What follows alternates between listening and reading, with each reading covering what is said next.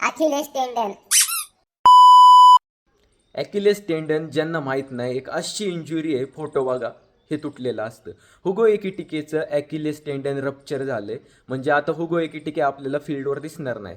पण सगळ्यात घातक गोष्ट, सगळ्यात खराब गोष्ट ही आहे की ही इंजुरी जास्त प्लेयर्सला होत नाही आणि ज्याला होती त्याचं करिअर एंडिंग इंजुरी असते ही. या अगोदर किम्पेम्बे जेव्हा PSG मध्ये होता 2023, if I am not wrong, 2023मध्ये किम्पेम्बेचं पण सेम इंजुरी झाली होती त्याला आणि त्याच्यानंतर 400 दिवसानंतर त्याचा कमबॅक झाला फील्डवर, पण त्याचा फुटबॉलमध्ये काही कमबॅक झाला नाही.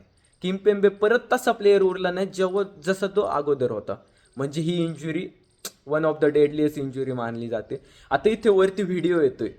ही इंजुरी अशी आहे भावांनो, जर हा व्हिडिओ खरा असेल तर हुगो एकिटिके, म्हणजे मलाही बोलायला वाईट वाटते, खराब वाटते, पण हुगो एकिटिकेचं करिअर काही वेळेस संपू शकतं. सगळ्यात दुःखाची बाब म्हणजे वर्ल्ड कपमध्ये खेळणार होता हुगो एकिटिके.